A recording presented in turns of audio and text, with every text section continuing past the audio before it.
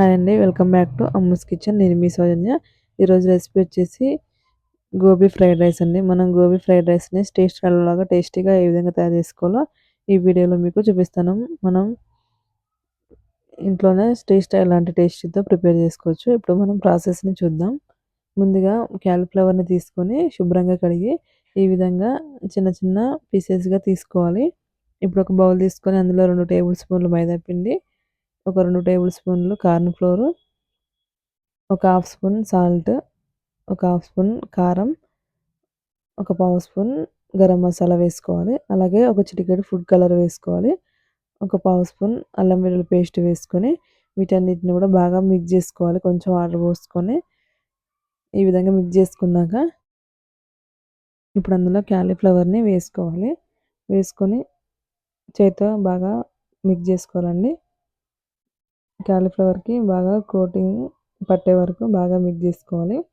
ఈ విధంగా మిక్స్ చేసుకున్నాక ఇప్పుడు అందులో స్టవ్ ఆన్ చేసుకొని డీప్ ఫ్రై సరిపడా ఆయిల్ వేసుకొని ఆయిల్ హీట్ ఎక్కాక క్యాలీఫ్లవర్‌ని వేసుకోవాలి. వీటిని మీడియం ఫ్లేమ్‌లో 2 వైపులా కూడా తిప్పుకుంటూ డీప్ ఫ్రై చేసుకోవాలి.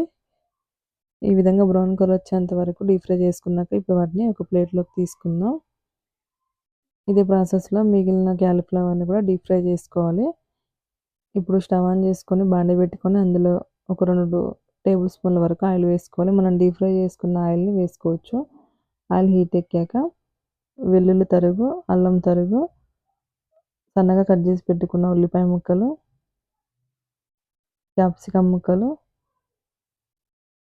అలాగే క్యారెట్ ముక్కలు, ఒక 2 పచ్చిమిర్చి సన్నగా కట్ చేసుకొని వేసుకోవాలి.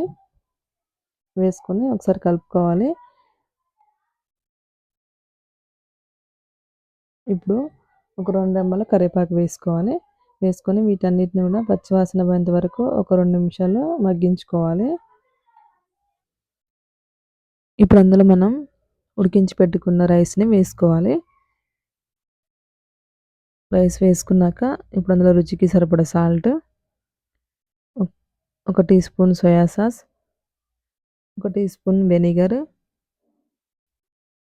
ఒక పావు స్పూన్ గరం మసాలా,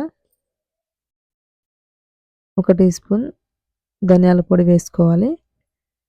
వేసుకొని ఇప్పుడు మనం ఫ్రై చేసి పెట్టుకున్న గోబీని వేసుకోవాలండి. క్యాలీఫ్లవర్‌ని వేసుకొని మొత్తం బాగా మిక్స్ చేసుకోవాలి. హై ఫ్లేమ్‌లో బాగా టాస్ చేసుకోవాలి.